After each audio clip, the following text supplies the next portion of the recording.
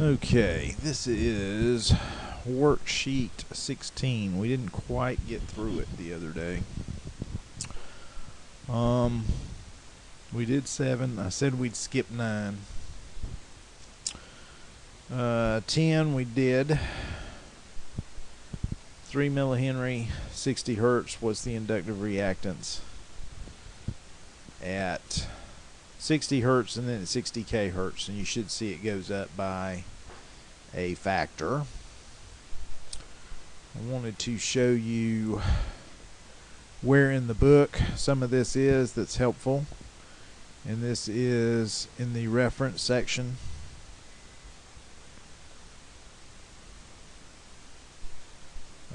No, I guess it's actually in the, yeah, okay.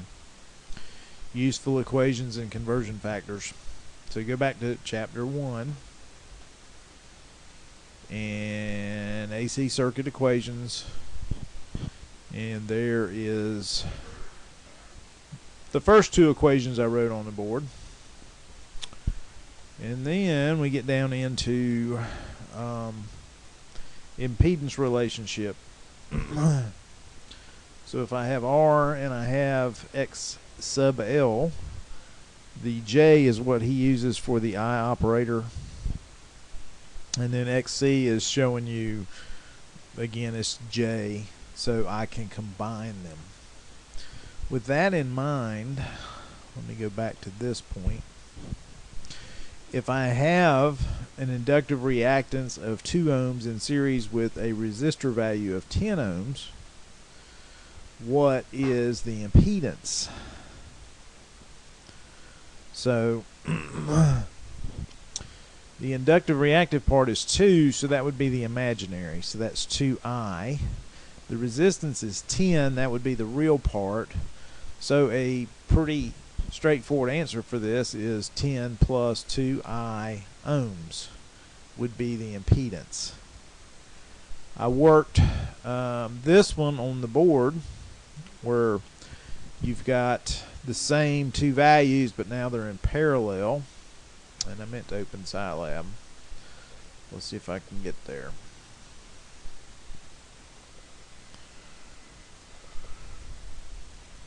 See if it comes back relatively quickly.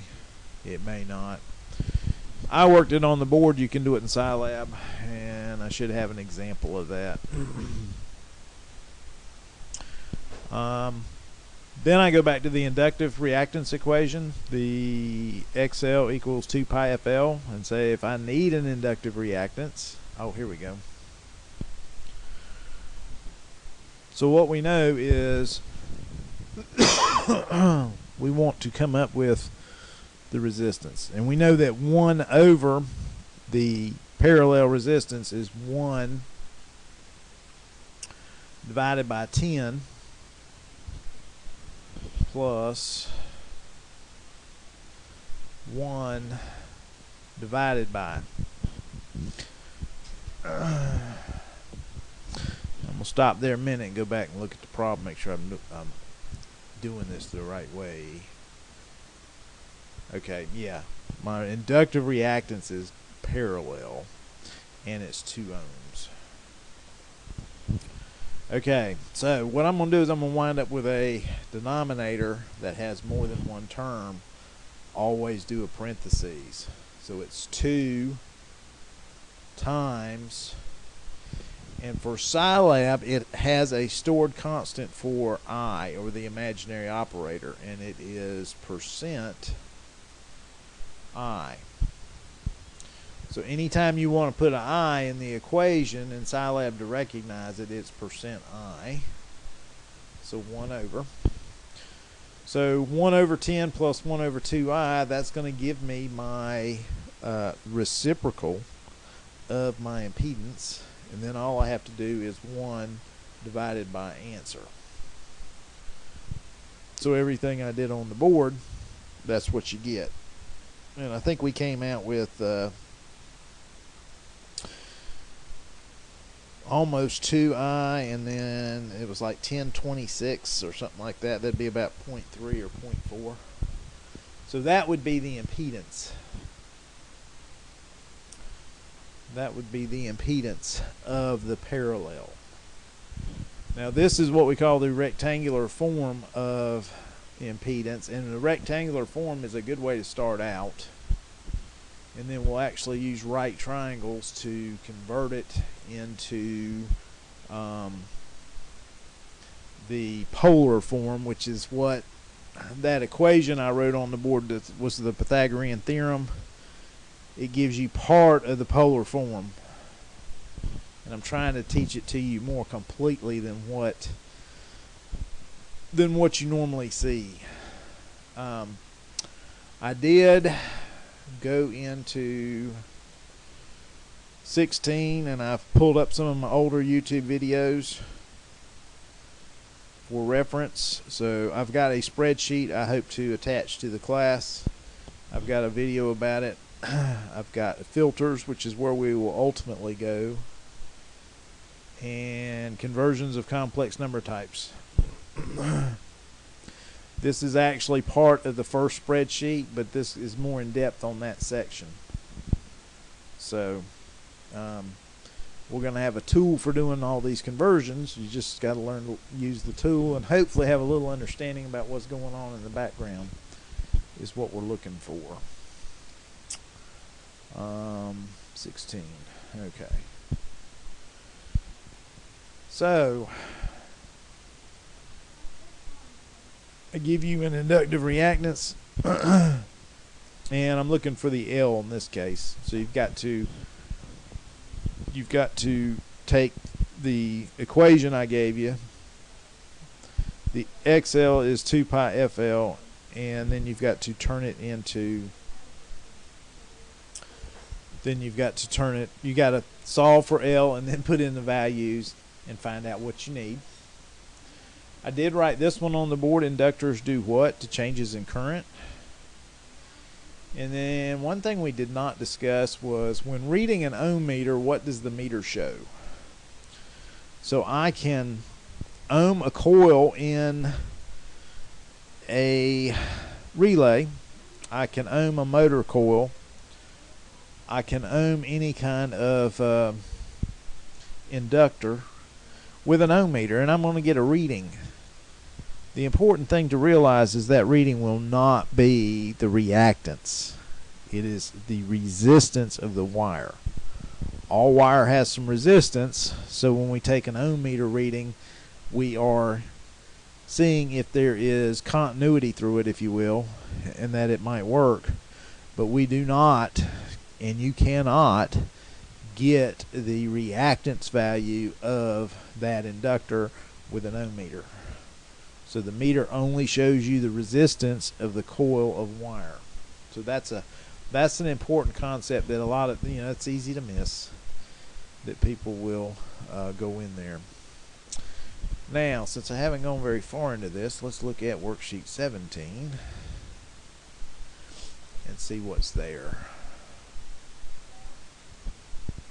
And let's make it as big as I can. There we go. Okay. This will really go along with that spreadsheet that I put in there, and I will hope to upload it. And I wanted to make one for this class. There's actually a rectangular form of complex numbers, and there is a polar form. So when you see a 3 minus 8i, you're looking at the rectangular form, and then you want to convert it to the polar form. Well, it's just a right triangle. This is my x-axis, this is my y-axis, and when you go to the polar form, you get the hypotenuse and the angle. Okay? So that's actually convertible in the spreadsheet. You got to know some right triangle trig. In the references part, he talks about right triangle trig. Don't get into the non-right triangle trig. You don't need it for this class. It's good information, of course. What is the answer to this? This is two complex numbers in rectangular form, and if you've ever done the FOIL method for multiplying out things, you can just do the FOIL.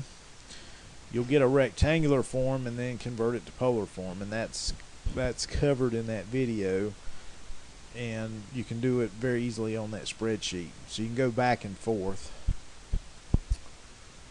If a 50 ohm resistor is added to a 30 ohm inductive reactance, now I'm giving it to you in ohms so you don't have to do the 2 pi FL formula. What is the impedance both in rectangular and polar? So a 50 ohm resistor or 30 ohm inductive reactance is going to be 50 plus 30I in rectangular form, and then what is it in polar? When I worked the problem the other night, I used complex conjugate of a rectangular form, and the way to get a complex conjugate of a rectangular form of a number like this is to change the sign of the imaginary term, or the sign with the I.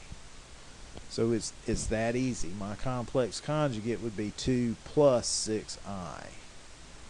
So I'm asking for that. And complex conjugate of a 45 angle minus 22, you change the sign of the angle to get the complex conjugate. Some of the power formulas require squares, and in complex numbers we don't actually square, because if we truly square, we will wind up with a term that has a lot of i's in it, has an I in it, and we're trying to get rid of the I term. And so we multiply by the complex conjugate whenever you see a square, and that gets rid of the imaginary part. So that's why that concept is important. Quality factor is something you look up.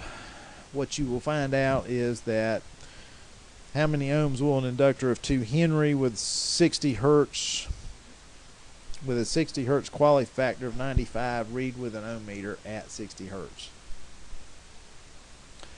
So inductors have quality factor, and it's the ratio of the resistance that the meter will measure based on the reactance of that inductor at a certain frequency. So here's the here's the inductance, here's the frequency, so you can calculate the inductive reactance, and you know that the inductive reactance divided by the resistance should equal 95. So it's something that's pretty easy to look up. It's a concept you need to get a little bit familiar with.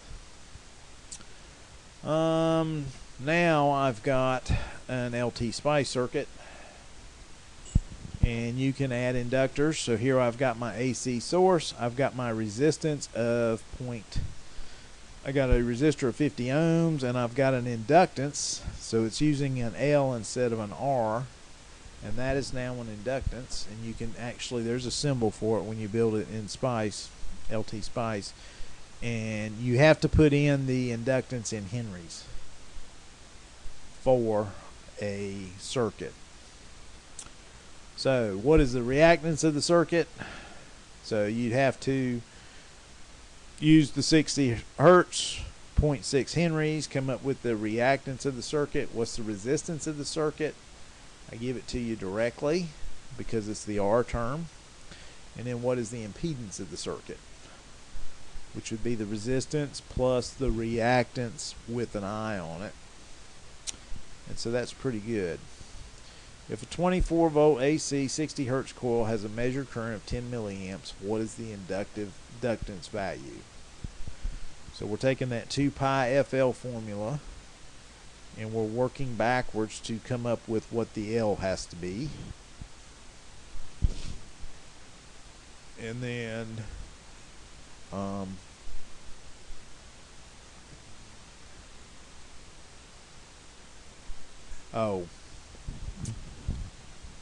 if I've got a 24 volt 60 hertz coil and it has 10 milliamps, then we know what the impedance is.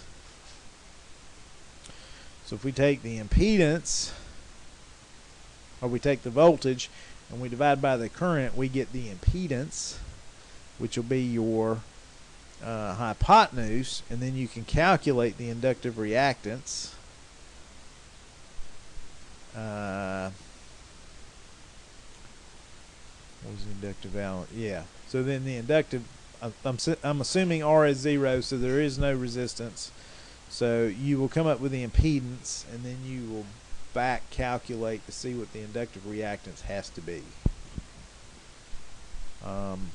How can you know that a voltage source has internal resistance? In the real world, all voltage sources have some degree of internal resistance, even car batteries.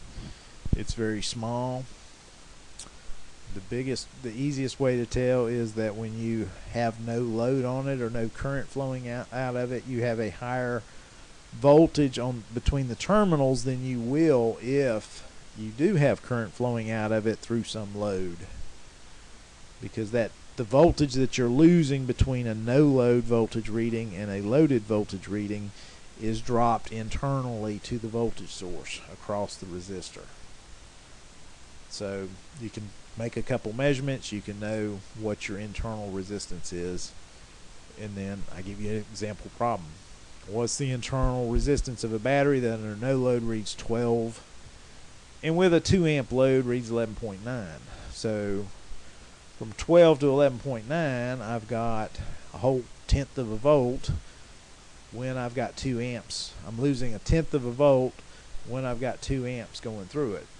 So tenth of a volt divided by 2 amps, it's a Ohm's law problem.